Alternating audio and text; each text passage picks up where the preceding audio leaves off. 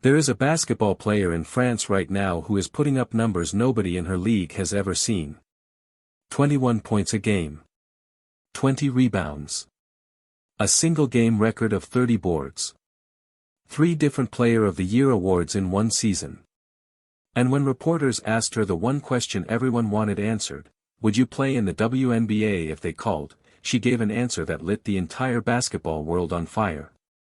Stick around, because by the end of this video you're going to understand why one basketball player in a second-tier French league has somehow become the center of the biggest fight in American sports right now, and there's a twist in this story about a locked-out reporter and a suspended team owner that most people covering this haven't even mentioned yet. Before we get into it, if you care about sports stories that actually dig into both sides instead of just picking a team to yell at, that's what this channel is for. Hit subscribe so you don't miss the next one, because this story is nowhere near finished. Let's start with the player everyone's suddenly talking about, Julie Tétart. She's 34 years old, 6'3", and she plays center for Monaco in Ligue 2, the second tier of French women's basketball. She publicly came out as transgender back in October 2021. This past season, she didn't just leave her league, she buried it.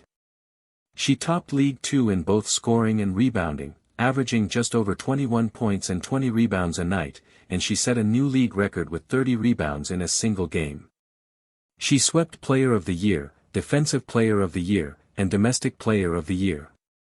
Here's the part that surprised a lot of French basketball fans, though, despite all of that, she didn't win league MVP.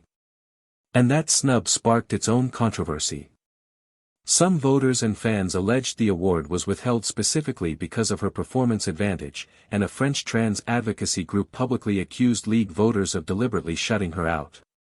So even in her own country, in her own league, this story was already generating tension before it ever crossed the Atlantic. Then an American outlet reached out to her directly over Instagram and asked the obvious question, would she ever play in the WNBA? Her answer wasn't a yes and it wasn't a no. She said if the league ever called, she wouldn't turn it down, but she also said she's realistic, that she's older, and that there are players out there better than her. When asked directly about Sophie Cunningham's position on keeping male and female categories separate in sports, Tétart's response was one word in French, no. Now here's where this story stops being about basketball in France and becomes about basketball in America. A few weeks before Tétart's comments went viral, Indiana Fever guard Sophie Cunningham was asked point-blank by an ESPN reporter what she thought about biological males competing in women's sports. She didn't dodge it. She said she wants to protect young girls in sport and in locker rooms who, in her words, shouldn't have to compete against biological men. She later said publicly that she doesn't hate anyone, that she's never said trans people don't belong anywhere, and that her position is simply, women in women's sports, men in men's sports. That answer split the league in half. Some fans rallied behind her. Others called her comments exclusionary and harmful. And it didn't stay contained to social media, it spilled onto the court. The week before all of this, at a Fever Storm game, a group with signs supporting Cunningham showed up courtside. Storm co-owner Celeste Keaton confronted them, and according to multiple reports, the confrontation got heated enough, including allegedly cursing at the group, that the league suspended and fined her over it. Then, in the very next high-profile Fever matchup, Minnesota Lynx head coach Cheryl Reeve showed up wearing a shirt that read, "Trans Kids Belong," during a nationally televised game against Cunningham's team. ESPN's broadcast noticed it immediately. Commentators praised her for what they called a thoughtful stance. Reeve told reporters afterward that she and Cunningham had actually spoken briefly at midcourt before the game. She described it as a respectful conversation about the responsibility that comes with having a public platform. She also said on record that she doesn't think trans athletes are the biggest problem in women's sports, and that she believes there's a way to find common ground without excluding anyone. So now you've got a suspended co-owner, a coach making a public statement with her wardrobe, and a star player who says she just wants to protect fairness in her sport, all playing out in the same league, in the same month. And into the middle of all that walks a dominant French center who says, if you call me, I'll pick up the phone. Here's the thing worth sitting with for a second, and it's the part almost nobody talking about this story wants to actually engage with. This isn't really a story about one player from Monaco. It's a proxy war. Tétart becomes ammunition for whichever side wants to use her. Critics of the WNBA point to her dominant stat line and ask why an inclusive league hasn't signed her, while others point out there's zero indication any WNBA team has ever actually scouted her, contacted her, or considered her. As of right now, this entire conversation is hypothetical. Nobody has offered her anything. But the hypothetical still matters, because it's forcing a real question that professional women's sports leagues around the world haven't fully answered yet. What's the actual policy?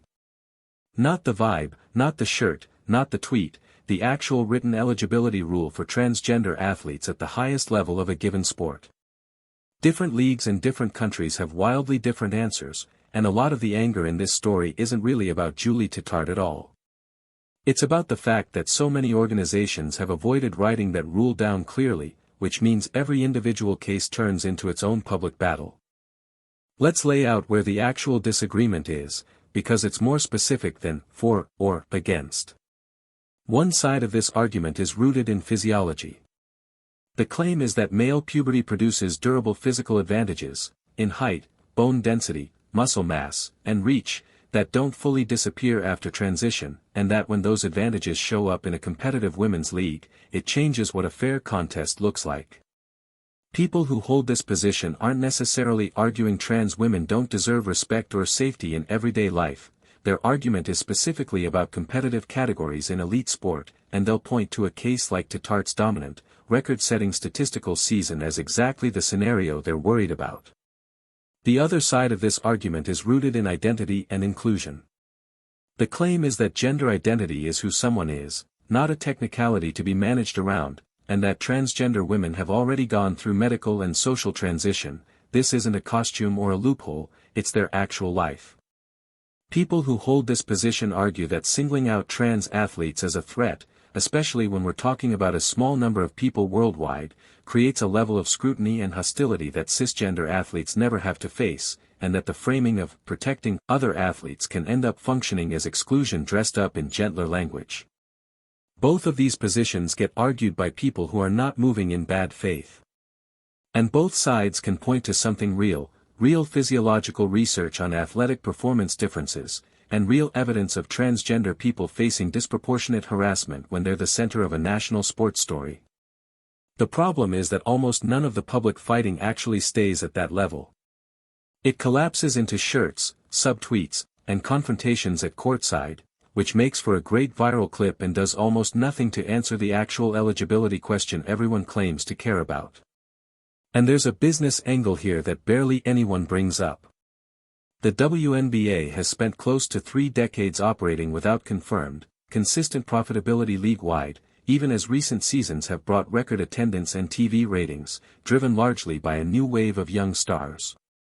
That means every single storyline right now, every controversy, every viral shirt, every debate, is happening at the exact moment the league is trying to convert a genuine audience surge into a sustainable business. Whether that makes leadership more cautious about wading into this fight, or more likely to let it play out in public because attention, is genuinely an open question. Nobody outside the league office actually knows which way the calculation is going to break. So where does this actually go from here? If the WNBA quietly ignores Tetart, critics will call it proof the league only performs inclusion when it's convenient. If any team actually reaches out to her, it instantly becomes the single biggest story in the league, dragging every general manager, every coach, and every current player into a policy debate the league has never had to formally settle at the roster level. There is no version of this where the league gets to stay quiet forever. Eventually, either the policy gets written down in black and white, or the controversy just keeps repeating itself with a different jersey number every few months. And that leads to the one question that this entire situation still hasn't actually answered, the one that started this whole video: has any WNBA franchise actually reached out to Julie Tetart behind the scenes? And if the answer is still no even after all of this attention, what does that silence actually tell us? That's the part of this story that's genuinely still unfolding, and it's exactly the kind of update worth knowing about the moment it happens. If you want to actually see how this plays out instead of just catching the outrage clips after the fact, subscribe and turn on notifications, because whichever way this breaks, we'll be covering it here first.